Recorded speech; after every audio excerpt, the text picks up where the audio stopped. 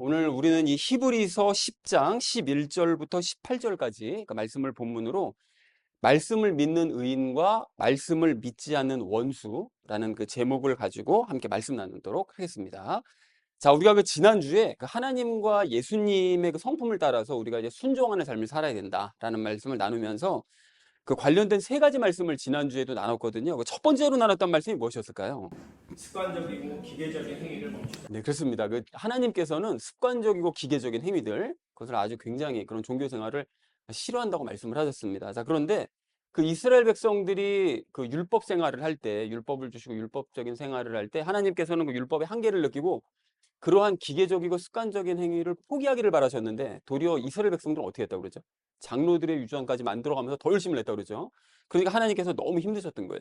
자, 그래서 이런 사람들이 그 습관적인 종교 생활하는 사람들이 지금도 이게 많다. 이게 이제 문제다라는 말씀을 우리가 나눴었고요. 그런가 하면 하나님께서는 예수님을 희생물로 드리셔서 우리의 영을 죄와 완전히 분리시키시는 그런 일을 하셨음에도 불구하고 사람들이 그걸 믿지 않는다고 그랬었죠. 그래서 여전히 자기 자신을 죄인으로 생각하고 죄는 해결되지 않는다라고 생각하는 이런 안타까운 일들이 지금도 계속해서 벌어진다고 그랬습니다. 그래서 우리는 예수님의 피로 의인되었다는 사실을 믿고 그래서 예수님과 친밀히 동행하면서 습관적이고 기계적인 삶을 버리고 살아있는 신앙생활을 하자라는 얘기를 우리 첫 번째로 함께 나눴습니다. 자, 그런가 하면 우리 두 번째로 나눴던 말씀이 무엇이었을까요? 말씀을 통해 하나님의 뜻을 깨닫자. 그렇습니다. 그 예수님께서는 성부 하나님은 습관적이고 기계적인 그런 종교 생활을 싫어하시는가 하면 예수님께서는 하나님의 뜻을 그 기록된 성경 말씀을 통해서 하나님의 뜻을 깨닫고 헤아리시고 그것을 실제로 행동으로 옮기셔서 이루시는 그런 일을 하셨다고 그랬죠. 그래서 우리가 하나님의 뜻에 대해서 잠깐 나누는 시간을 가졌는데 하나님의 뜻을 결론적으로 얘기하면 뭐죠?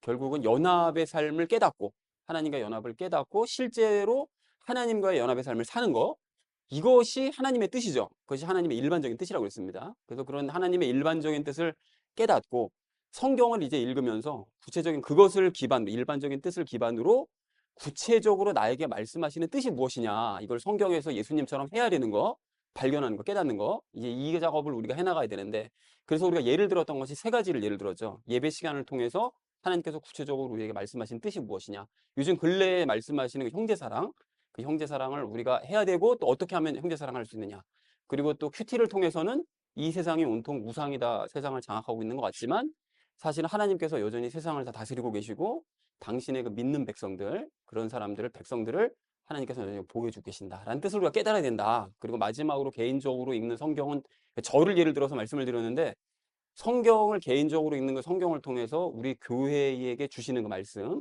필라델피아 교회가 곧 우리 교회에게 주시는 말씀이다라는 것을 이렇게 깨달아야 되는, 그러니까 성경을 읽으면서 구체적인 뜻을 깨달아야 되는 거죠. 자, 그래서 이렇게 하나님께서는 말씀을 통해 반드시 우리에게 말씀해 주신다라는 사실을 우리가 믿고, 그래서 예수님처럼 그 뜻을 헤아리고 그 말씀대로 행하는 삶을 살아가자라는 것을 두 번째로 나눴습니다. 자, 그런 거면 마지막 세 번째로 나눴던 말씀이 무엇이었을까요? 순종하여 행하자. 네, 그렇습니다. 예수님께서는 하나님의 뜻을 헤아리시기만 한 것이 아니라 이제 행하셨다고 그랬는데, 그래서 우리도 행해야 된다고 그랬죠. 그런데 그걸 예수님의 믿음으로 행해야 되는데, 그 지난주에 예를 들었던 것이 왜 어떤 사람을 예를 들었었잖아요. 그 모든 것을 다 초긍정적으로 생각하는 사람. 근데 이 사람은 예수님을 믿지 않는 것 같은데도 그런 긍정적인 생각을 하고 살아간다면, 우리는 믿음으로 말미암아 그 사람이 기대하는 걸 현실로 이룰 수 있는 사람들인 거잖아요. 네, 그렇다면 예수님이 우리에게 계심으로 우리는 더 긍정적이지 않을 이유가 없다. 그러니까 우리가 예수님을 의지하고 믿는 그런 마음을 가지고 그 믿음을 가지고 그런 일들을 해나가야 된다. 그런데 그렇게 되려면 예수님과 친해져야 되잖아요. 근데 친해지려면 말씀을 알기만 할 것이 아니라 일단 행해야 된다라는 얘기를 마지막 세 번째로 함께 나누는 시간을 가졌습니다. 자, 그래서 사랑하는 우리 나눔 있는 교회 성도님들 모두는 기계적인 종교 생활들 모두 버리시고요. 이제 말씀을 통해서 하나님의 뜻을 깨닫고 그 뜻을 행하시는 우리 성도님들 되시기를 간절히 소망을 합니다. 그렇게 해서 예수님으로 인해 기쁘고 즐거운 신앙생활을 하시는 저와 여러분 되어주시기를 다시 한번 주님의 이름으로 간절히 축원드립니다. 지난주는 그 순종에 대해서 이제 말씀을 했다면 그 이번 주는 의인과 원수에 대해서 그 말씀을 하고 계십니다. 앞부분에서는 이제 그리스도의 원수가 누군가, 그리고 의인들은 어떻게 사나, 요거에 대해서 이제 말씀을 하고 계시죠. 그래서 전체 주제를 이렇게 잡았는데요. 말씀을 믿는 의인과 말씀을 믿지 않는 원수 둘을 이제 비교하면서 말씀 나누겠습니다. 그래서 첫 번째로 11절 말씀 우리 함께 읽도록 하겠습니다. 제사장마다 날마다 서서 섬기며 자주 같은 희생물들을 드리되 그것들은 결코 죄들을 제거하지 못하거니와 라고 말씀합니다.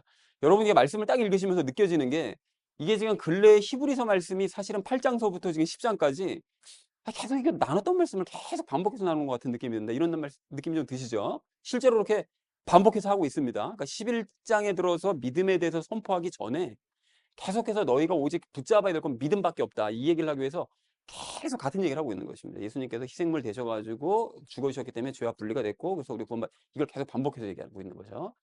자, 그래서 11절을 우리가 이렇게 정리할 수 있겠는데, 제사장들은 날마다 성막에서 섬기고 같은 희생물들을 자주 드리긴 하는데, 그러한 행위로는 결코 죄들을 제거할 수는 없다. 이거 앞에서 나눴던 말씀이긴 하죠.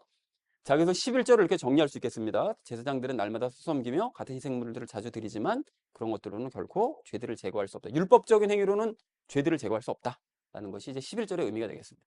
자, 이어진 12절 말씀 함께 읽도록 하겠습니다. 오직 이 사람은 죄들로 인해 한 희생물을 영원히 드리신 뒤에 하나님의 오른편에 앉으사라고 말씀합니다. 이 사람이 누굴까요? 당연히 예수님이시죠. 예수님은 죄들로 인해 한 희생물을 드리셨다는 거예요. 그 희생물은 그 지난주에도 말씀드리셨던 것처럼 하나님께서 예비하신 한 몸, 그거를 얘기하는 거죠. 예수님의 몸을 얘기하는 것이죠. 그걸 영원히 드리셨대요. 그 희생물을. 그러니까 죄들을 영원히 제거하시기 위해 14절에서 그 얘기하시죠. 죄들을 영원히 제거하셨다. 그렇게 하시기 위해서 당신의 몸을 드리셨다는 거죠. 희생물로. 자, 그래서 이제 하나님의 오른편에 그 이후에 이제 앉으셨다라고 얘기를 하고 있습니다. 그래서 12절을 이렇게 정리할 수 있겠는데요. 제사장들은 죄를 제거하지 못했지만, 11절 말씀이죠. 죄를 제거하지 못하지만 우리 예수님께서는 죄들을 영원히 제거하기 위해서 당신의 몸을 희생물로 드리신 뒤에 지금은 하나님의 오른편으로 올라가셔서 앉아 계신다라는 것이 12절의 의미가 되겠습니다. 자, 13절 말씀 우리 함께 읽도록 하겠습니다. 그 이후부터 자기 원수들이 자기 발받침이 될 때까지 기다리시느니라 라고 말씀합니다. 이것도 굉장히 많이 인용했었죠. 히브리서에서도 인용했었고 다른 곳에도 자주 인용을 하는데 이게 시편 110편 1절 말씀입니다. 그걸 그대로 인용하고 있죠. 자, 그런데 자기 원수들이라고 얘기하시는데 그 원수들이 누굴까요? 자기라는 건 누구죠? 일단 예수님이시죠. 예수님의 원수들. 그러면 예수님의 원수가 누구냐? 요것에 대해서는 적용 시간에 우리가 자세하게 이야기를 나누도록 하겠습니다. 자, 그리고 자기 발받침이 될 때까지 기다리신다라고 얘기하시는데 그 발받침은 우리가 의자에 앉았을 때 발 편하라고 이렇게 발 올려놓는 발받침 있죠. 그래서 그 발받침으로 그 원수들을 발받침으로 삼으신다는 거예요. 발로 밟으신다는 얘기죠. 근데 그거를 단순하게 발받침이니까 우리가 그냥 발에 받치고 계시나 보다 이렇게 생각하실 수 있는데 그게 아니라 이제 잠시 후에 우리 나누겠지만 끔찍한 일이 벌어집니다. 이제 마지막 때에 심판 전에. 그래서 예수님께서 그들을 다 밟아버리신다는 거예요. 자기 원수들을 발로. 자, 그래서 그들을 이제 발로 밟으시는 그날까지 하나님 보좌 우편에서 예수님께서는 마지막 때가 올 때까지 기다리고 계신다라는 것이 13절의 의미가 되겠습니다. 자, 그래서 13절을 이렇게 정리할 수 있겠는데요. 예수님께서는 하나님 보좌 우편에 앉으신 이후로 자기 원수들을 발로 밟으시는 그날까지 기다리고 계신다. 하나님께서 가라고 하실 때까지 이제 기다리고 계신다라는 것이 13절의 의미가 되겠습니다. 자, 이어진 14절 말씀 우리 함께 읽도록 하겠습니다. 그분께서는 거룩히 구별된 자들을 단 한 번 헌물을 드림으로 영원토록 완전하게 하셨느니라 라고 말씀합니다. 여기 거룩히 구별된 자들이라는 것은 뭐 선민 이스라엘을 이야기하는 것이 아닙니다. 예, 그 내용이 당연히 그렇죠. 그러니까 선민이라고 믿는 이스라엘 백성들을 얘기하는 것이 아니라 예수님을 믿는 사람들을 뜻하는 거죠. 믿는 사람들이 일단 구별을 해 놓으십니다. 그 왜 마태복음 25장도 보면 양과 염소 비유 얘기하실 때 처음 시작서부터 어떻게 하시죠? 양과 염소를 따로 구별을 해 두시죠. 이렇게 양쪽으로. 그거와 똑같이 구별된 자들이 이제 믿는 자들이라는 거죠. 그래서 그들을 영원토록 완전하게 하신다는 거예요. 영을 믿는 사람들을 영을 죄와 완전히 분리시키셔서 영을 영원히 완전하게 이제 만드셨다라는 것이죠. 우리는 이 사실을 믿죠. 우리가 완전하게 되었다. 우리의 영이 완전하게 되었다는 사실을 우리는 믿습니다.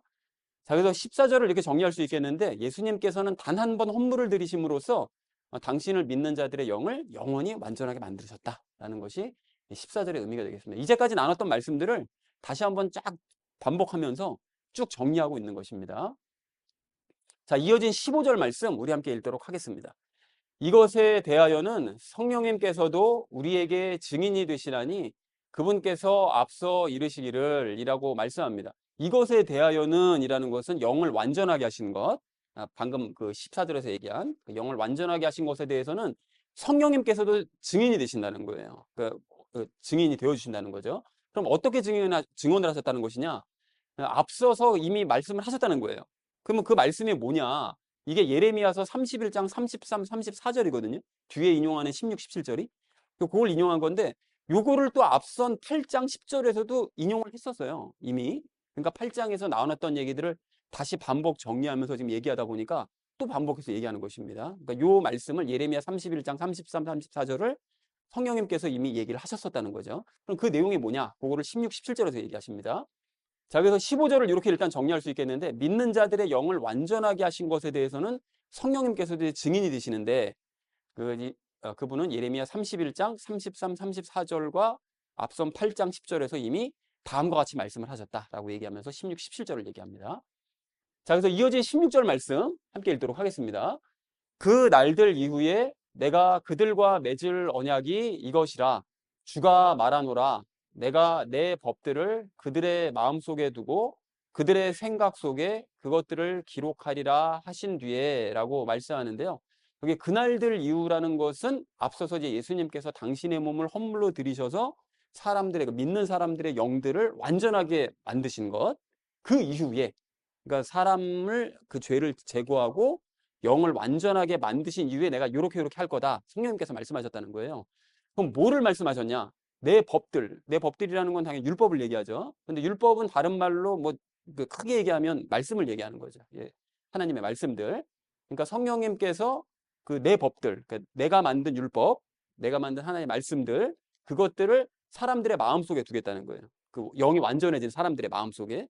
그러면 어떻게 이게 가능하냐? 양피지로 기록되어 있는 그 글자가 아니 어떻게 사람의 마음속에 들어가서 기록이 될 수가 있냐? 이게 말이 안 되지 않냐 생각할 수 있는데 가능하죠. 이게 어떻게 해서 이런 일이 가능합니까? 가능한 거는 영이 완전해져서 말씀이신 예수님과 연합이 되잖아요. 그죠? 말씀이신 예수님과 연합이 되기 때문에 말씀이 내 안에 기록이 되는 거죠. 아예 그분이 들어오셔가지고 연합을 해버리니까 이런 일이 가능하다. 그래서 생각 속에 그것들을 기록한다라는 말씀은 먼저 번에도 나눴었죠. 8장 10절 나눌 때 말씀이 기억나게 하는 상황, 그걸 얘기하는 것이라고 그랬죠. 그 말씀과 연합해서 말씀이 기록되고 난 다음에 영에 기록되면 그것이 올라와서 혼적으로 생각이 나고 기억나는 이런 상황이 된다. 새 언약 백성들은 이렇게 된다고 그랬었죠. 자, 그래서 그거를 얘기하는 것입니다. 그래서 16절 말씀을 이렇게 정리할 수가 있겠는데 예수님의 희생으로 믿는 자들을 완전하게 하신 뒤에 내가 그들과 맺을 언약은 이거다라고 성령님께서 이제 말씀을 하시는데 그러니까 성령님이 내 말씀들을 그들의 마음속에 두고 그들의 말씀들을 기억하게 하겠다. 이게 요한복음 말씀도 그대로잖아요. 그죠? 성령님께서는 말씀을 가르치시고 그것을 기억나게 하시리라. 이렇게 예수님께서 말씀하신 것처럼 성령님께서 하시는 일 그대로인 거죠. 자, 그래서 이어진 17절 말씀 함께 읽도록 하겠습니다. 또 내가 그들의 죄들과 불법들을 다시는 기억하지 아니하리라 하셨느니라 라고 말씀합니다. 여기 성령님께서는 예수님의 피로 말미암아 영이 완전하게 된 그 새 언약 백성들, 그 새 언약 백성들의 그 과거와 현재와 미래의 모든 죄들과 불법들을 다시는 기억하지 않겠다고 약속을 해주셨어요. 그러니까 우리가 만약에 예수님을 정말로 믿어서 영이 죄와 분리되고 예수님과 연합한 게 맞다면 우리의 죄는 그러니까 과거, 현재, 미래의 모든 죄는 성령님께서 전혀 기억을 하지 않겠다. 완전히 잊어먹어 주겠다. 라고 약속을 하셨기 때문에 이게 사실입니다. 그걸 믿어야 되는 거예요. 아, 그렇구나. 내 죄는 이제 없어졌다. 세상에서 더 이상 존재한 적이 없었다. 라고 믿으시면 됩니다. 그러니까 성령님께서 약속을 해주셨기 때문에. 자, 그래서 이 말씀이 이제 특별히 중요한 이유는, 강조한 이유는 이제 많은 그리스도인들이 구원을 받았다고 이제 주장을 하잖아요. 나는 구원 받았다. 라고 얘기를 하는데 여전히 자기의 죄에 대해서 하나님의 눈치를 보면서 두려워합니다. 내가 죄를 짓기 때문에 하나님이 나를 치시지 않을까? 내가 구원받은 건 맞을까? 만약에 걱정하고 염려하죠. 내 죄 때문에 어떻게 되는 거 아닐까? 걱정하는데 그런 사람들은 혼이 범하는 죄를 구별하지 못하는 거예요. 영은 완전하게 됐기 때문에 더 이상 죄를 지을 수 없는데 그러니까 하나님께서 더 이상 그 죄를 기억하지 않겠다고 말씀하셨는데 혼이 예습관에 따라 범하는 죄는 구별을 못하는 거죠. 그러니까 그냥 죄를 범하는 그 겉모습만 보고 난 죄인이구나 막 이렇게 착각을 하는 거죠. 구별을 못하고 또 이렇게 분명한 17절의 구절도 못 믿는 거예요. 그러니까 잊어버리겠다. 내가 기억하지 않겠다라고 말씀하셨는데도 이걸 못 믿는 거죠. 그렇기 때문에 어떻게 됩니까? 죄책감을 가지면서 늘 하나님을 두려워하는 거죠. 그래서 요한계시록 19장에서 말씀하신 것처럼 그 하나님의 심판받을 명단들 중에 제일 처음에 두려워하는 자가 나오는 거예요. 이걸 믿지 못하기 때문에 두려워하는 거죠. 그러니까 결국 믿지 않기 때문에 심판받는 것입니다. 결국. 그러니까 두려워할 이유가 우리는 없다라는 것을 분명하게 그래서 강조한 것입니다. 자, 그래서 17절을 이렇게 정리할 수 있겠는데요. 성령님께서는 새 언약 백성들의 모든 죄들과 불법들을 다시는 기억하지 않겠다고 약속을 해주셨다. 그러니까 새 언약 백성 되는 게 중요한 거죠, 일단. 되기만 하면 걱정할 게 없습니다. 근데 안 됐다면 걱정해야죠. 그러니까 일단 되는 게 중요합니다. 자, 그래서 마지막 18절 말씀 우리 함께 읽도록 하겠습니다. 이제 이것들의 사면이 있는 곳에서는 다시는 죄로 인한 헌물이 없느니라 라고 말씀합니다.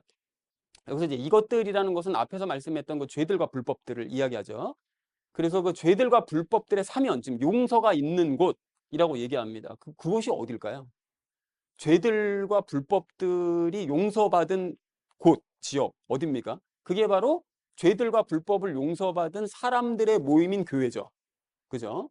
그러니까 그 교회에는 그 죄로 인한 헌물을 다시는 드리지 않는다는 거예요. 그렇잖아요. 그죠? 교회에서는 제사 안 드리죠. 그래서 교회에서는 유대인들과는 달리 더 이상 죄로 인한 헌물을 드리지 않습니다. 드릴 필요가 없는 거예요. 왜냐하면 죄와 이별을 했으니까. 근데 유대인들은 죄와 아직 이별을 안 했잖아요. 그래서 그들은 회당 예배를 지금도 우리랑 똑같은 방식으로 이렇게 모여서 말씀 가지고 예배를 드리지만 별도로 제사장들이 희생 제사를 지금도 드립니다. 행사 때마다. 그러니까 유월절이나 뭐 이런 큰 행사 때마다. 근데 그때 양이나 염소 잡는 게 아니라 닭모가지 비틀어서 잡아요. 지금은 간소화시켜서 닭 잡습니다. 닭. 그러니까 닭이 참 불쌍하긴 해요. 뭐 치킨도 그렇고. 자, 그래서 어쨌든 그들은 드리지만 우리는 그렇게 드릴 필요 없습니다. 왜냐하면 죄와 헤어졌으니까. 자, 그래서 18절을 이렇게 정리할 수가 있겠는데 죄들을 용서받은 사람들의 모임인 교회에서는 더 이상 죄로 인한 헌물을 드리지 않는다. 드릴 필요가 없다라는 것이 18절의 의미가 되겠습니다. 자, 그래서 오늘 본문 말씀을 이렇게 총 정리를 해볼 수가 있겠는데요. 제사장마다 날마다 섬김의 희생물들을 드리지만 그런 것들로는 결코 죄들을 제거할 수는 없다. 그래서 오직 예수님만이 당신의 그 몸으로 영원히 죄들을 제거하실 수 있어서 그 제거를 하셨는데 그래서 제거하신 이후에 당신의 원수들을 발로 밟으실 때까지 마지막 날이 올 때까지 하나님 오른편에 앉아서 예수님은 기다리고 계신다. 그래서 예수님께서는 믿는 자들을 영원토록 완전하게 만드셨는데 이것에 대해서는 성령님께서도 증언을 하신다. 뭐라고 증언하시냐? 그날들 이후에 예수님께서 믿는 자들을 영원토록 완전하게 만드신 이후에 내가 믿는 자들의 마음과 생각 속에 말씀을 기록을 해놓고 그들의 죄들과 불법들을 다시는 기억하지 않겠다고 약속을 해주셨다. 이렇게 증언해 주셨다는 거죠. 그러니까 영이 완전해졌다는 거예요. 영이 완전해지지 않았다면 성령님께서 우리 안에 들어와서 이런 일을 하실 리가 없는 거죠. 그러니까 완전해졌기 때문에 이런 일을 하겠다라고 증언을 해주셨다는 거예요. 자, 그래서 죄들과 불법들을 용서받은 교회에서는 더 이상 죄로 인한 헌물을 드리지 않는다. 그러니까 이 편지를 보고 있는 유대인 너희들아, 와서 자유를 얻어라. 죄로부터 해방되고 자유를 얻어라. 라고 바울이 권면했다는 것이 오늘 본문 전체의 내용이 되겠습니다. 자, 그래서 오늘 본문 말씀을 이렇게 정리를 좀 강조하면서 정리할 것이 있는데 뭐냐면 오늘 본문 말씀은 앞에 말씀들을 이제 반복 정리를 하면서 그 믿음을 강조를 하고 있어요. 여러분 잘 보시면 반복해서 드리는 희생물로는 결코 죄들을 제거할 수 없음을 믿어야 된다는 거예요. 유대인들은 자꾸 이걸 믿고 희생물을 드려야 죄가 제거될 수 있다고 자꾸 믿으니까 그거 안 해도 된다. 이걸 믿어야 된다. 요거를 얘기를 하고 또 예수님께서 모든 죄들을 제거하셨음을 믿어야 된다는 거예요. 그걸 믿어야 된다. 그리고 믿은 사람을 완전하게 하셨다는 사실도 믿어야 된다.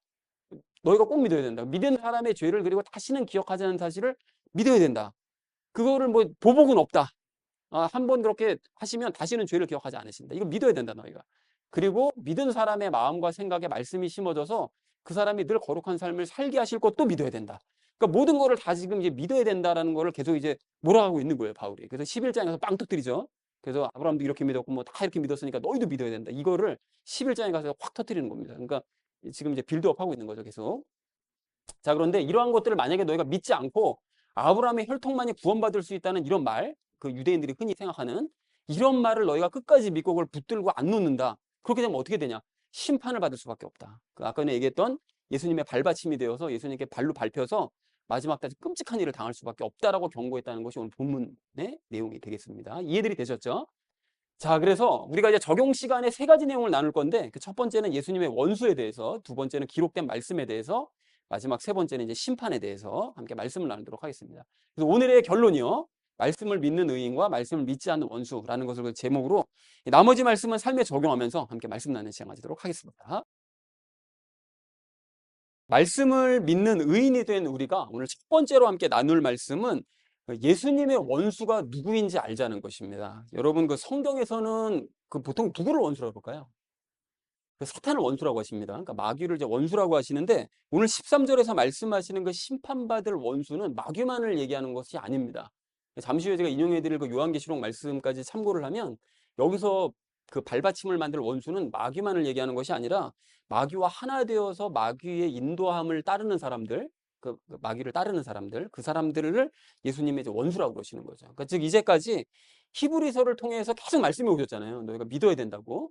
그 해오신 말씀들을 그 들은 또 그 읽은 유대인들 중에 끝까지 믿기를 거부하고 결국은 유대교로 돌아가 버린 사람들이에요. 그리고 돌아가서 유대교 교사들의 가르침을 믿고 따르는 사람들. 이제 이런 사람들이 예수님의 원수라는 거예요. 결국 믿기를 거부하고 돌아가 버린 사람들. 그래서 이제 바울이 빌립보서 3장 18절, 그 예전에 우리가 큐티로도 나눴었잖아요. 근데 거기 말씀도 보면 십자가의 원수를 얘기하는데 거기서도 그 얘기하는 걸 보면 자기 육체를 신뢰하는, 그러니까 자기의 노력을 의지하는 거죠. 그 자기 육체를 신뢰하고 예수님의 죽음의 의미와 부활을 전혀 믿지도 않고 인정하지도 않는 그런 유대인들을 십자가의 원수다라고 이제 바울이 얘기를 하더라는 것입니다. 자, 그러니까 원수를 한마디로 정리를 하자면 예수님을 믿거나 의지하는 사람들이 아니라 그냥 자기의 능력과 노력을 믿고 의지하려는 사람들, 이런 사람들을 예수님의 원수라고 할 수 있다는 거죠. 그러니까 좀 더 구체적으로 얘기하면 유대인들을 얘기하는 것입니다. 여기 히브리서에서는. 자, 그런데 이제 이런 사람들이 안타까운 게 뭐냐면 그렇게 자기의 능력을 믿고 열심히 노력하는 자기 자신들이 사실 하나님께 굉장히 많은 사랑을 받고 있다고 착각하고 있다는 거예요. 이게 정말로 이게 슬픈 일입니다. 그러니까 자기는 그런 말 있잖아요. 하늘은 스스로 돕는 자를 돕는다. 그거를 믿는 거예요. 열심히 자기가 노력하면 하나님께서 그 정성을 보고 나를 기뻐하시고 사랑하신다. 이렇게 생각하고 있기 때문에 너무 안타까운 사람들이라는 거죠. 그리고 이 사람들은 그 자리를 벗어날 수가 없습니다. 그렇게 자기가 노력해서 하나님께 사랑을 받고 있다고 생각하기 때문에 그 노력을 버리질 못하는 거예요. 그래서 그 에베소서 여러분 2장 2절 말씀 기억하시죠? 그 불순종하는 자녀들 가운데 활동하는 영이요. 그러니까 마귀가 뭐 세상 권세 쥐고 있다고 사람들이 많이 이제 착각을 하고 있어서 온 세상을 다 세상 권세를 쥐고 있다고 착각하는데 아니라고 그랬잖아요. 불순종하는 영 위에서 역사하는이라고 분명히 말씀하고 계십니다. 에베소서 2장 2절에서. 그러니까 그 믿지 않는 사람들, 특히 유대인들, 그런 사람들 위에서 활동하고 있는 그 마귀들이 붙잡고 있고 그 마귀들을 그들은 열심히 따르고 있기 때문에 절대로 그 자리에서 벗어나지를 못한다는 거예요. 벗어날 생각을 안 한다는 거죠. 그래서 그러다가 이런 사람들이 결국 오늘 13절 말씀처럼 예수님의 발에 이제 밟히게 되는 거죠. 자, 그러니까 여러분 그 장차 예수님의 발에 밟힐 사람들은 뭐 마귀나 또는 아니면 뭐 하나님을 완강하게 거부하는 뭐 이방인들만 뭐 발에 밟히는 것이 아니라 예수님의 원수가 되는 것이 아니라 이렇게 하나님을 안다고 하는, 심지어 하나님께 사랑을 받고 있다고 착각하고 있는 사람들조차 예수님의 원수가 되고 발로 밟힐 수 있다라는 사실을 우리가 알아야 된다는 것입니다. 그래서 예수님께서 왜 그 마지막 때에 대해서 종종 얘기하실 때 보면 마태복음 등을 보시면 종종 그들을 바깥 어두운 곳에 내쫓아라. 그럼 그들이 어떻게 하죠? 슬피 울면서 이를 갈잖아요. 그 왜 이를 갑니까? 그 분해서 그런 거예요. 나는 잘 믿었다고 생각했는데, 나 하나님께 사랑받는다고 이제까지 생각하며 살아왔는데 그게 아니었으니까, 막판에 그걸 깨달았기 때문에 분하니까 그래서 이를 가는 것입니다. 그 사람들이. 자, 그런데 이게 이제 이 시대의 기독교인들도 이제 마찬가지인데요. 마찬가지인 게 오늘 14절 말씀처럼 예수님께서 믿는 자들을 완전하게 하셨다. 이 말씀을 못 믿습니다. 자기 죄인인데 내가 어떻게 완전하냐는 거예요. 못 믿죠. 실제로도 그래서 죄와 분리가 안 돼요. 그걸 안 믿으니까. 그리고 그래서 17절 말씀처럼 성령님께서 그 믿는 자들의 죄를 다시는 기억하지 않는다는 말씀도 못 믿어요. 내가 죄인인데 어떻게 성령님이, 내가 오늘도 죄를 지었는데 성령님이 내 죄를 어떻게 기억 안 하냐는 거예요. 무섭게 다 기억하고 계시지. 이렇게 생각하는 거예요. 그러니까 안 믿는 거죠. 그리고 16절 말씀처럼 믿는 자 안에 하나님의 말씀이 기록되고 그 말씀이 수시로 생각난다라는 그 사실조차 그런 사람들을 못 믿는다는 거예요. 성경 말씀이랑 뭐 읽질 않으니까, 뭐 성경 말씀이랑 친하지 않다 보니까 그 말씀이 기억 난리도 없고 그게 뭐 새겨진다고 느낌도 안 들죠. 그래서 이런 사람들은 예수님께서 죄와 관련된 이 모든 일들을 완벽하게 해결하셨다는 오늘 본문 말씀을 이제 믿지 못하고요. 자신이 뭔가 하나님의 마음에 드는 행동을 열심히 해야만, 노력을 해야만 내가 구원을 받을 것 같은 그런 생각에서 벗어나질 못하는 거예요. 그러니까 그런 생각을 믿는 거죠. 그래서 이런 사람들은 유대인들보다 더 안타까운 사람들인 거예요. 여러분 왜 그렇습니까? 이런 사람들은 예수님을 안다고 그러잖아요. 또 믿는다고 생각하잖아요. 본인이 믿는 건 아니죠, 사실은. 근데 믿는다고까지 말은 하는데 사실은 예수님의 원수인 거예요. 그러니까 이게 얼마나 안타까운 상황입니까? 이게. 자기는 예수님을 믿는다고 얘기하고, 저는 예수님을 정말 따른다고 생각하는데 예수님은 자기를 원수로 생각하고 있는, 이런 너무 안타까운 상황인 거라는 거죠. 그런데도 이 사람들은 예수님께서 자신을 원수라고 생각한다는 사실도 믿지 않습니다. 다 믿는 거예요, 다. 그러니까 자기 자신이 어떤 상태라는 것을, 실체를 깨닫지를 못하고 있는 건 거예요. 자, 그래서 결국 이런 사람들은 이제 믿으라라는 그 말씀을 믿지 못하는 사람들인데요. 이 사람들이 왜 이렇게 못 믿느냐? 왜 못 믿죠? 그 사람들의 영을 뭐가 붙잡고 있습니까, 지금? 죄가 붙잡고 있기 때문에 못 믿는 거예요, 믿고 싶어도. 자, 그러니까 이 강력한 죄를 떼어 버려내야만 이게 믿어질 텐데, 이게 떼어지질 않으니까 이제 못 믿고 있는 이런 상황인 거거든요. 그런데 여러분, 이것을 떼어내려면 어떻게 해야 되는 거죠? 방법은 하나밖에 없잖아요. 죄를 떼어내야만 믿을 수가 있습니다.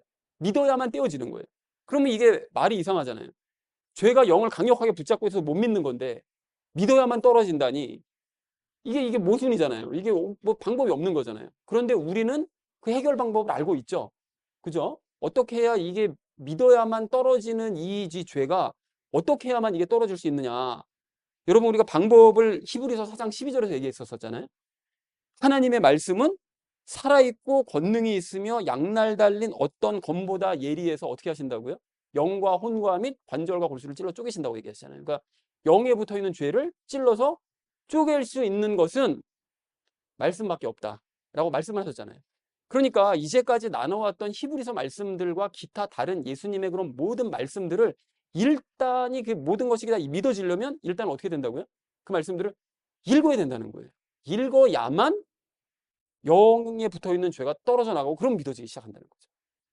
자, 그래서 그 권능 있는 하나님의 말씀 때문에 이렇게 말씀이 이제 믿어질 수가, 죄가 떨어져 나가고 믿어질 수가 있는 건데, 근데 이런 말씀을 이제 드리면, 읽어야 된다고 말씀을 드리면, 그냥 글자만 열심히 읽거나, 또는 아니면 그냥 한 번 정도 그냥 읽어줘 보자, 그냥 이런 가벼운 마음으로만 여러분 읽으시면, 그러면 여러분 아무런 일은 일어나지 않습니다. 어떻게 읽어야 됩니까? 성경이 하나님께서 내게 주신 말씀을 믿으면서 읽어야 되는 거죠. 진지한 마음으로. 그리고 오직 말씀을 읽어야만 내가 구원받을 수 있다, 이걸 믿으면서 읽으셔야 돼요.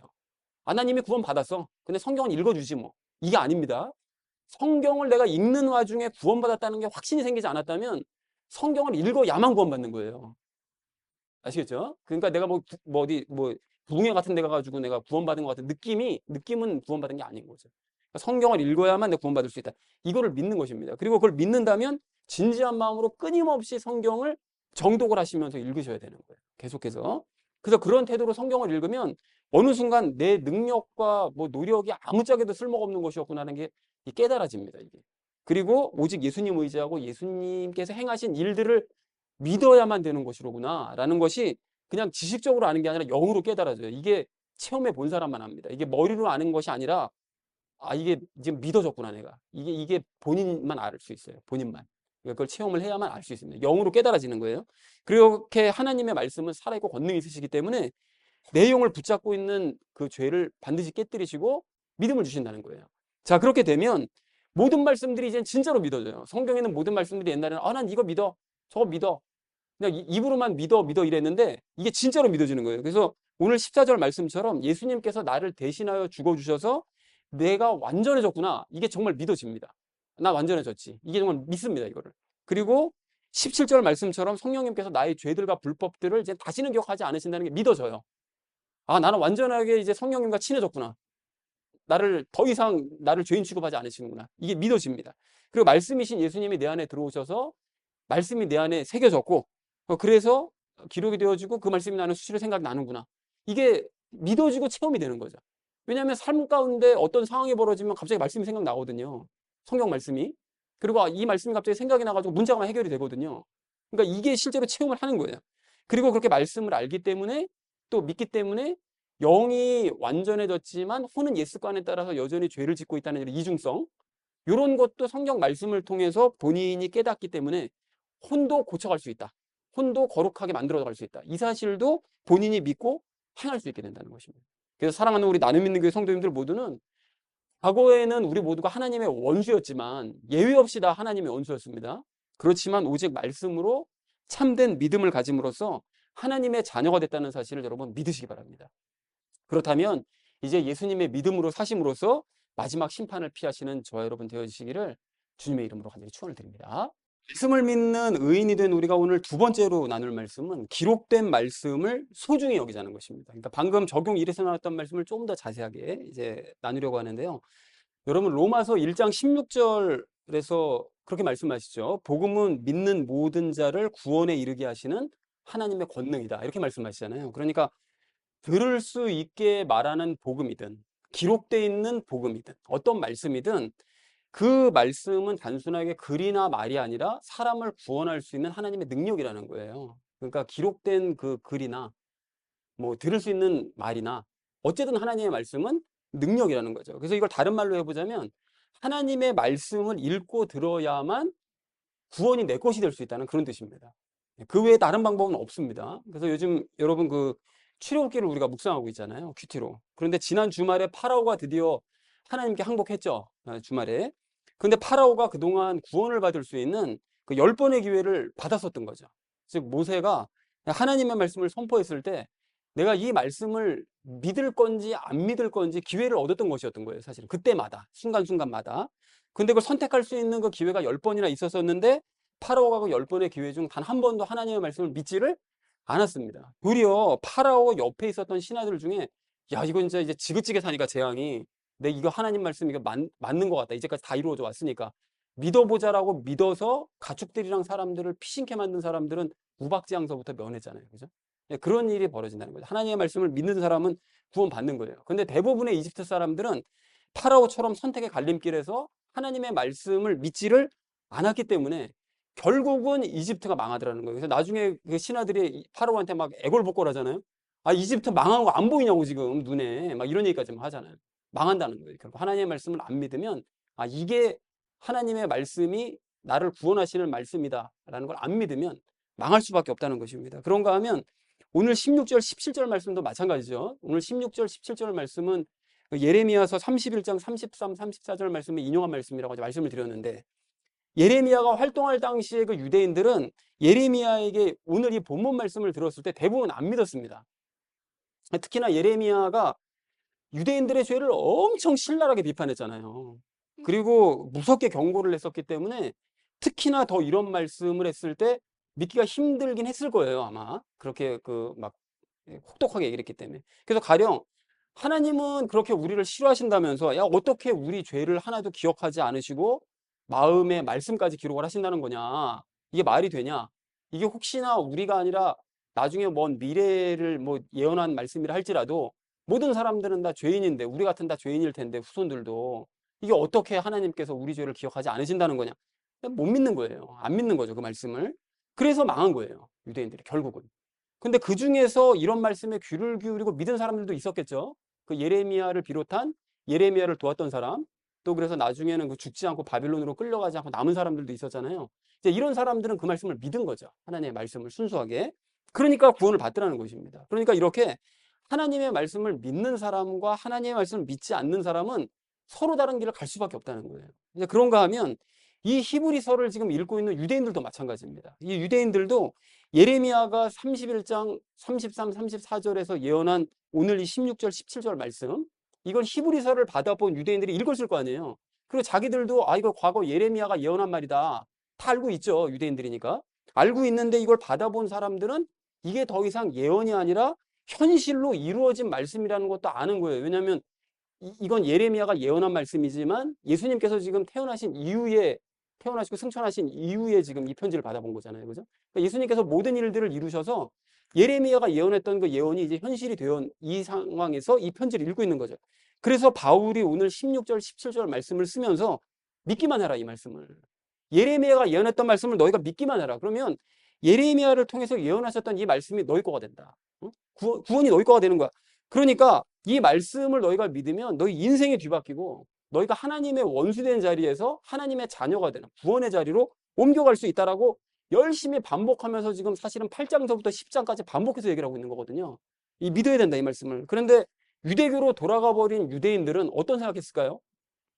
야 이까지 글 읽는다고 야 바울 편지 읽는다고 그래가지고 이걸 믿는다고 그래가지고 어떻게 우리가 죄가 제거가 되겠냐 이게 말이 되냐 이게. 그리고 생각해봐 상식적으로 하나님께서 그 글로 기록하신 그 양피지 그 기록이 어떻게 사람 마음의 기록이 되겠냐. 이게 예레미야가 얘기한 건 뭐 비유나 다른 의미겠지. 그리고 어떻게 우리가 지었던 그 모든 큰 죄들을 하나도 기억하지 않으시고 다 없애버리시겠냐? 이게 말이 안 되지 않냐? 그런 놀라운 일을 체험하고 싶으면 장로들의 유전이나 가서 하나 더 지키라고. 그렇게 하나님께서 기뻐하시니까. 라고 생각을 했었을 거라는 거예요. 그러니까 어떻게 됩니까? 그렇게 하나님의 말씀을 믿지 않으니까, 믿지 않았기 때문에 구원을 받지 못하더라는 거예요. 그런 유대인들은. 그래서 예수님의 원수로 남아서 나중에 예수님께서 재림하셔 오셨을 때 그들은 틀림없이 예수님의 발 아래 이제 밟히게 될 것입니다. 너무 안타깝게도요. 그런데 바울을 통해서 주신 이 히브리서 말씀을 그 하나님의 말씀이라고 믿은 사람들이요. 그런 사람들이 있었겠죠. 유대인들 중에도. 이제 그런 사람들은 반복 해석으로 읽었던 그 유대인들은 4장 12절 말씀처럼 우리가 앞에서 나눴던 그 말씀에 대한 그 말씀처럼 죄가 깨어졌겠죠. 히브리서 말씀을 읽는 동안 죄가 깨어졌을 것이고, 그래서 예레미야가 예언했던 오늘 16절, 17절 말씀이 그대로 자기들에게 이루어지는 그런 체험을 했을 거라는 것입니다. 그리고 그들은 예수님의 원수에서 그래서 하나님의 자녀가 되어서 이제 구원을 받아왔을 것이고 심판을 면할 수 있는 그런 영광을 누리게 됐겠죠. 자, 그렇다면 이제 여러분 우리도 마찬가지입니다. 우리도 마찬가지인 게 우리도 이제까지 신약 성경 말씀을 예배 시간을 통해서 계속해서 나누고 있잖아요. 마태복음서부터 지금까지 달려온 거거든요. 거의 지금 신약 성경 말씀을 거의 다 나누고 있는데 지금까지 나눠오고 꾸준히 나눠왔고, 성경 공부 시간이나 큐티 시간을 통해서도 또 기타 방법을 통해서도 오직 말씀만을 꾸준하게 나눠왔다는 거예요.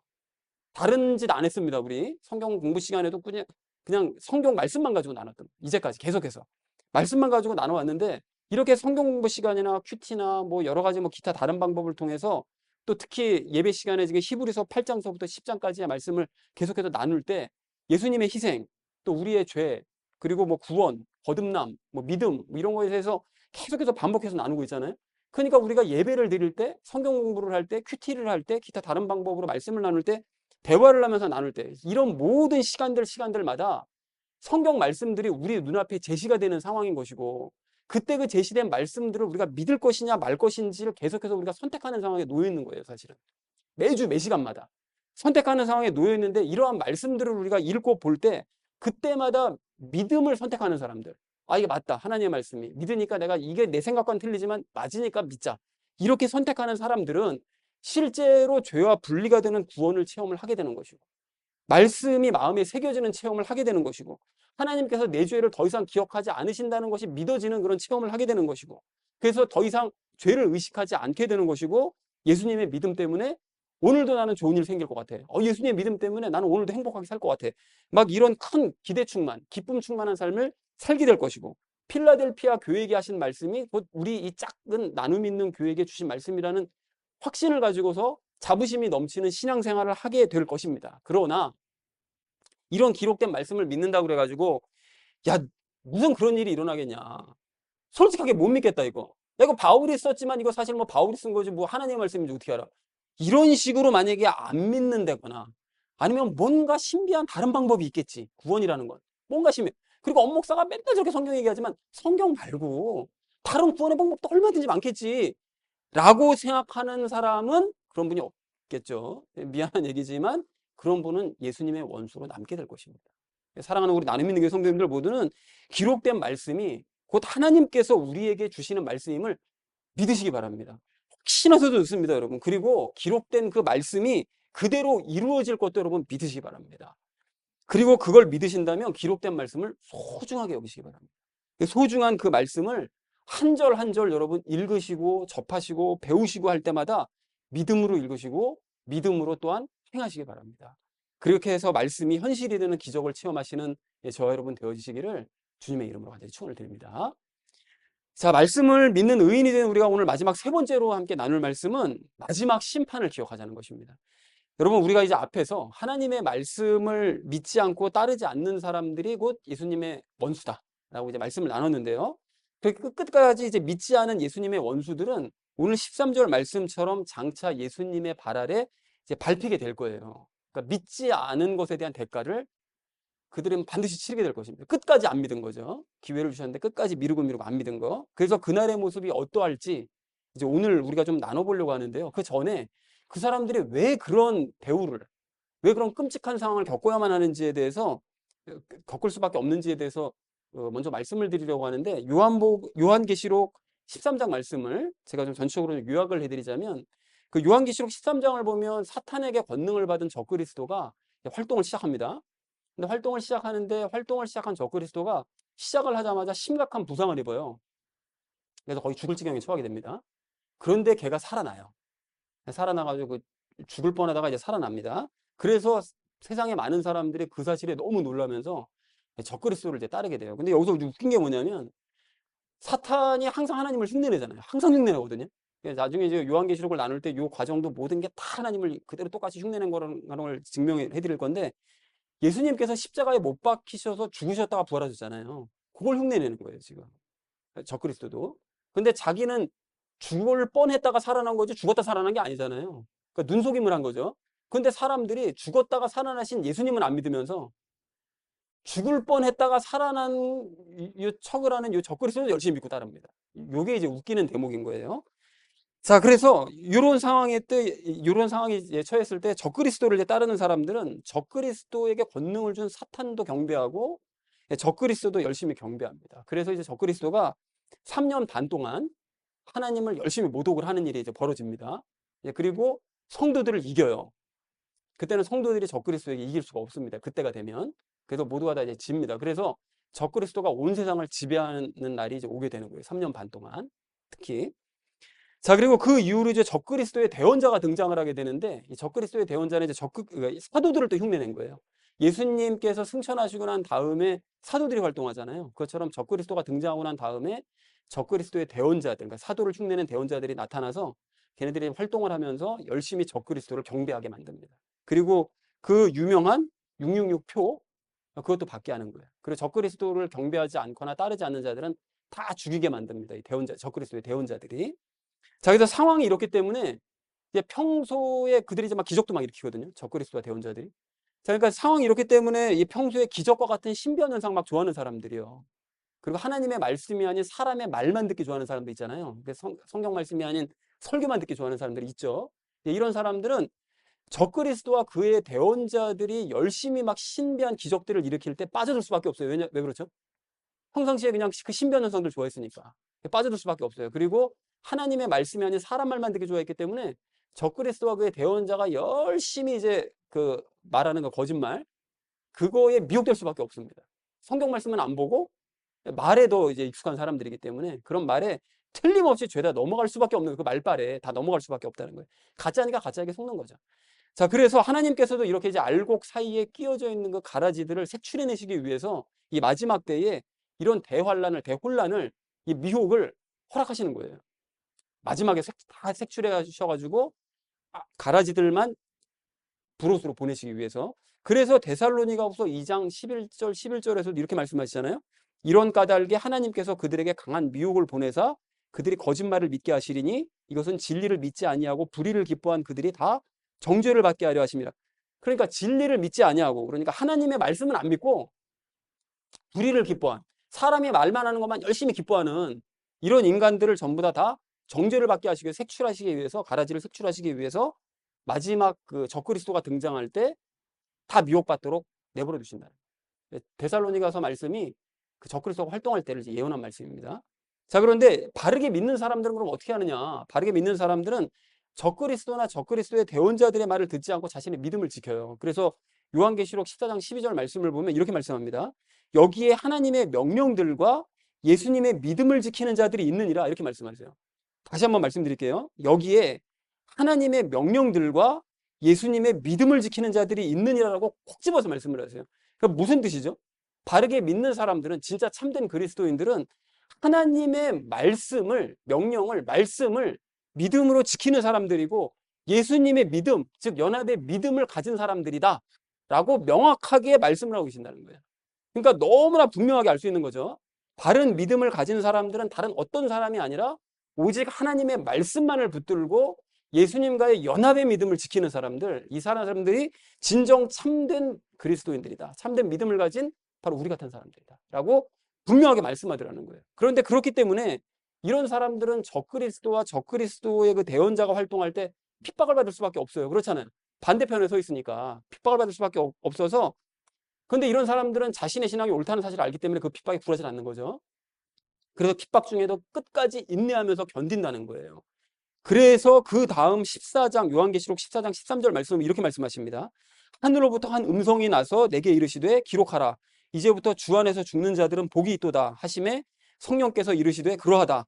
이것은 그들의 수고를 그치고 안식하게 하려 함이니 그들의 행위가 그들을 뒤따르리로다. 그러니까 즉 하나님의 말씀만 붙들고 예수님과의 연합의 믿음을 붙들고 사는 사람들은, 참된 믿음을 가지고 사는 사람들은 마지막 대환란의 때가 되면 그 믿음을 인내하면서 그 지키는 그것 때문에 죽을 거라는 거예요. 근데 그 죽는 게 복이라는 거예요. 차라리 죽는 게 복이다. 왜 그렇습니까?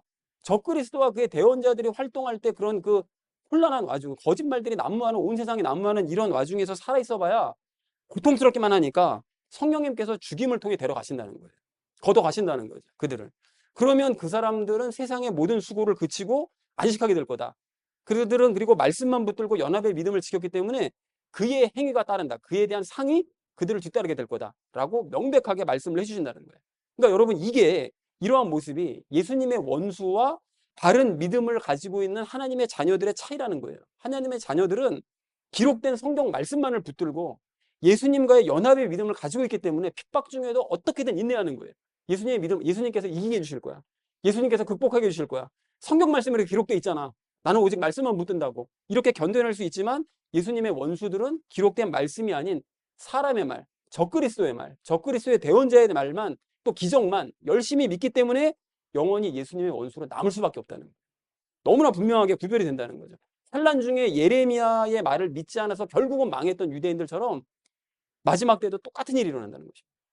자, 그래서 요한계시록 14장제 마지막 부분을 보면 하나님의 자녀들과 예수님의 원수들이 어떤 처우를 받게 되는지에 대해서 기록을 하고 계시는데, 하나님의 자녀들은 예수님께서 낫을 가지고, 뭐 요한계시록 보셨으면 기억나시죠? 그 낫을 거두소서 말씀하시잖아요. 예수님께서 직접 거두시는 거예요. 믿는 자들은 그렇게 핍박받아 죽임으로써 거두시는 거죠. 그래서 그 사람들은 천국으로 보내시는 거고, 다른 천사가 나타나서 낫을 또 휘두릅니다. 그들은 예수님의 원수들인 거예요. 그래서 그들도 죽입니다. 죽이는데 그때의 상황을 이렇게 말씀하세요. 하나님의 진노의 큰 포도즙 틀 속에 던지니, 그 예수님 원수들이요, 도시 밖에서 그 포도즙 틀이 밟혔고 포도즙 틀에서 피가 나와 말굴레까지 닿았으며 1600 스타디온이나 퍼졌다, 이렇게 말씀하세요. 말굴레까지 닿았다는 것은 말이 키가 높이가 꽤 크잖아요. 말 얼굴에 씌우는 거 있잖아요. 거기까지 피가 높이가 찬다는 거예요. 근데 그게 1600 스타디온이 계산을 해보면 320km입니다. 말도 안 되는 피해 양인 거잖아요. 그 두께로, 그 넓이로. 그러니까 거의 모든 사람들이, 세상에 있는 모든 사람들이 다 예수님의 발에 자근자근 밟힌다는 거예요. 근데 이 사람들이 생각을 해보세요, 여러분. 이게 얼마나 끔찍한 상황인가 하면 예수님 믿던 사람들이에요. 믿는다고 생각했던 사람들이라고요. 난 예수님의 사랑을 받고 있는 사람이라고 생각한 사람이 예수님께 지금 발로 밟혀가지고 피를 흘리고 있는 거예요. 이게 얼마나 끔찍하고 당황스러운 상황입니까? 이게 너무 무서운 상황인 거잖아요. 그리고 이사야서 63장에도 이에 대해서 예언이 되어져 있는데, 그곳에서도 이와 같이 말씀하십니다. 내가 친히 분노하여 그들을 밟고 친히 격노하여 그들을 짓밟으리니 그들의 피가 내 옷에 튀어 내 모든 의복을 더럽히리라. 하나님께서 옷이 더러워지는 것에 상관하지 않으니까 짓밟으신다는 거죠. 그런 후에 요한계시록 19장을 보시면 예수님의 그 원수들을 끝까지 붙잡아뒀던 적그리스도와 적그리스도의 대언자가 먼저 불못으로 이제 던져지고요. 그리고 적그리스도와 적그리스도의 대언자들을 따랐었던 수없이 많은 그 예수님의 원수들, 그 예수님의 원수들은 예수님의 발에 지지 밟힌 이후에 날짐승들의 먹이가 될 것이라고 말씀하시더라는 거예요. 그러니까 예수님의 그 원수들의 그 최후의 모습이 끔찍하게 된다는 거죠. 그러니까 이게 너무나 무서운 얘기 아닙니까? 이게 너무나 끔찍한 얘기고, 이게. 그래서 사랑하는 우리 나눔 있는 교회 성도님들 모두는 예수님의 원수였지만 이제 하나님의 자녀가 되신 줄로 그렇게 믿습니다. 여러분, 그래서 요한계시록에 기록된 이 두려운 재앙들이 우리에게는 닥치지 않는다는 것을 여러분 믿으셔도 돼요. 하나님의 자녀라는 여러분 확신이 있으시다면 이 사실을 두려워하지 않으셔도 됩니다. 그렇다면 해야 될 일이 있죠. 우리 주변에 믿는다고 하는 사람들 많잖아요. 자신이 예수님의 원수라는 사실을 깨닫지 못하는 이런 사람들을 일깨우셔야 되는 거예요. 나 예수 잘 믿고 있어. 나 오늘도 교회 갔다 왔어. 나 교회 가서 기도도 뭐 그냥 1시간 이상 하고 왔어. 그게 중요한 게 아니잖아요. 마지막 기준이 뭐라고요? 예수님의 기록된 말씀을 믿고 예수님과의 연합의 믿음을 지키는 사람, 이 기준에서 제외되는 사람들은 다 예수님의 원수라는 거예요. 신앙생활을 제대로 못하고 있는 사람들이라는 거예요. 그런 사람들에게 바른 복음을 전하기 원합니다. 즉 그들에게 기록된 말씀으로 거듭나라고, 기록된 말씀만 붙잡아야 된다고, 그래서 예수님의 믿음을 깨달아야 된다고, 깨달을 뿐만이 아니라 예수님의 믿음으로 하루하루의 삶을 살아가야 된다고 가르치는 우리가 되자는 것입니다. 그렇게 하심으로써 예수님의 원수들을 하나님의 자녀로 만드는 일에 열심을 내는 저와 여러분 되어지시기를 주님의 이름으로 간절히 축원을 드립니다. 말씀을 믿는 의인과 말씀을 믿지 않는 원수라는 것을 제목으로 우리 말씀 나누는 시간 가졌습니다. 첫 번째 나눴던 말씀이 예수님의 원수가 누군지 알자고 그랬었죠. 성경에서는 보통 누구를 원수라고 하신다고요? 보통 사탄, 마귀를 이제 원수라고 말씀을 하시는데, 그런데 마귀의 인도를 따르는 사람도 예수님의 뭐라고요? 원수입니다. 그 사람들도 역시 예수님의 원수입니다. 그러니까 아니 나는 걔가 미혹해서 따랐을 뿐이에요. 소용없습니다. 마지막 때는 변명이 안 돼요. 그래서 예수님을 믿거나 의지하지 않고 자신의 능력을 믿고 자신의 노력을 의지하는 이 사람들이 예수님의 대표적인 원수라고 그랬어요. 누구라고 그랬죠? 유대인들이, 믿지 않는 그 유대인들. 모든 유대인들이 다 그런 거 아닙니다. 믿지 않는 유대인들이 그런 겁니다. 그래서 마찬가지로 예수님의 말씀을 믿지 않고 자신의 행위를 믿는 기독교인들도 예수님의 무엇이라고요? 이 사람들도 예수님의 원수입니다. 이 사람들도 예수님의 원수인데, 이들은 예수님께서 자신들을 원수로 여기신다는 사실도 믿지 않아요. 안 믿는 거예요, 결국은. 그러니까 자기의 상태를 전혀 모르는 것이죠. 그래서 이 사람들이 이렇게 믿지 못하는 이유는 죄가 이 사람들의 무엇을 강하게 붙들고 있기 때문이에요. 영을 강하게 지금 붙들고 있기 때문이라고 그랬었죠. 자, 그래서 영으로부터 죄를, 그 불신을 떼어내려면 좀 아이러니하게도 어떻게 해야 된다고요? 믿어야 됩니다. 그것 때문에 못 믿는 걸 어쨌든 믿어야 돼요. 그래야 떨어져요. 그런데 우리는 방법을 알고 있죠. 어떻게 해야 이런 일이 가능하냐? 방법은 딱 한 가지밖에 없다고 그랬습니다. 그래서 방법이 한 가지인 거예요. 그게 뭐죠? 말씀을 읽을 때 영에 붙어있던 죄가 깨어지는 거죠. 자, 좋습니다. 자, 그래서 오직 이것을 진지하게 읽어야만 구원받을 수, 뭐죠? 오직 말씀을 진지하게 성경을 읽어야만 구원받을 수 있다는 사실을 믿어야 되는 것이고, 그래서 하나님께서 이것을 통해서 내게 말씀하신다는 사실을, 무엇을 통해서요? 말씀을 통해서, 성경을 통해서 말씀하신 사실을 믿으면서 읽어야 된다. 그래야 죄가 영으로부터 떨어져 나간다 라는 얘기를 우리 첫 번째로 나눴습니다. 우리 두 번째로 나눴던 것이 기록된 말씀을 소중히 여기자. 그래서 하나님의 말씀을 읽고 믿어야만 이게 내 것이 됩니다. 무엇이 내 것이 된다고요? 그렇죠. 말씀을 읽어야만, 읽으면 뭘 받는데요? 구원받죠. 구원이 내 것이 되는 것이죠. 그래서 파라오는 하나님의 말씀을 어떻게 할 기회를 모두 무시했죠? 믿을 기회를 모두 무시했기 때문에 그래서 망한 거예요. 기회는 10번이 있었습니다. 근데 망한 거죠. 유대인들도 예레미야를 통해 하시는 하나님의 말씀을 어떻게 하지 않아서 망한 거죠? 믿지 않아서 망한 거예요. 그 말씀을 믿지 않았기 때문에 망한 겁니다. 그래서 히브리서의 말씀을 하나님의 말씀으로 이렇게 하지 않은 유대인들도 망했습니다. 어떻게 하지 않은 유대인들이요? 믿지 않은 유대인들, 하나님의 말씀으로 안 믿은 유대인들 망한 것입니다. 지금도 신약 성경을 하나님의 말씀으로 안 믿으니까 망하잖아요. 그러나 히브리서를 반복적으로 읽고 이렇게 한 유대인들은 구원을 받은 거죠. 어떻게 한 유대인들이요? 믿은 유대인들은 읽고 이것이 하나님의 말씀이다. 믿은 유대인들은 구원 받은 것입니다. 자, 그래서 우리도 예배 시간과 큐티 시간과 성경 읽는 시간을 통해서 받은 이런 말씀들을 하나님의 말씀으로 어떻게 할 때요? 그걸 믿을 때, 하나님의 말씀이다 이걸 믿을 때, 그럴 때 구원을 받을 수 있고 죄의식을 갖지 않을 수 있고 기쁨 충만한 삶을 살 수 있다라는 것이 우리 두 번째로 나눴던 말씀. 또 있었네요. 그렇다면 무엇을 소중히 여기자? 말씀을 소중히 여기면서 읽자라는 것이 두 번째 나눴던 말씀이었습니다. 자, 그리고 마지막 세 번째로요. 마지막 심판을 기억하자 했는데, 예수님의 원수들은 예수님과 사도들의 말씀은 믿지 않았죠. 그들은 그건 안 믿었지만 적그리스도와 그의 대언자들의 말은 믿습니다. 여러분, 그러니까 우리가 살아있을 때 마지막 대언할 때가 올지 안 올지는 몰라요. 예수님이 언제 오실지 모르니까. 재림하시기 바로 직전에 그 일이 있는데, 그때를 만약에 우리가 겪게 될 수밖에 없다 그렇게 되면 딱 보시면 알 거예요. 이게 적그리스도인데 열심히 말 듣는구나. 이것들 다 가짜인 거예요. 그걸 우리가 알 수 있는 거죠. 그런데 이거를 나는 정말 진짜 거부감이 생겨서 도저히 믿어지질 않는다. 하나님의 말씀과 너무 다르다.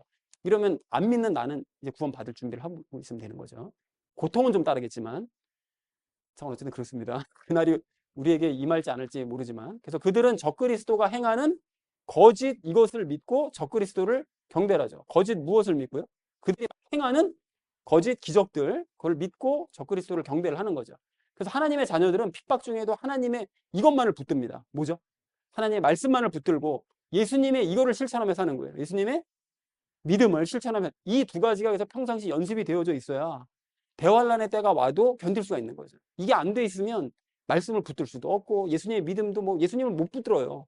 찾아본 적이 없기 때문에 평상시에. 그러니까 연습을 해야 되는 거죠. 실천하며.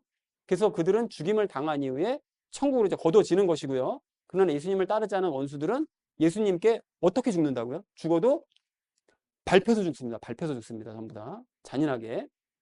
그래서 이러한 사실을 알았다면 예수님의 원수된 자들에게 바른 복음을 전하고 예수님의 이것을 가르쳐서, 믿음을 가르쳐서 그들도 하나님의 무엇이 되게 해야 된다. 하나님의 자녀가 되게 해야 된다라고 이제 말씀을 나눴습니다. 자, 그래서 사랑하는 우리 나눔 있는 교회 성도님들 모두는 예수님의 원수가 누구인지 여러분 분명하게 아시고요. 그들이 받을 심판이 무엇인지 여러분 분명하게 아셔서 그들을 하나님의 자녀로 만드는 일에 더 열심을 내시는 저 여러분 되어주시기를 주님의 이름으로 간절히 축원드립니다.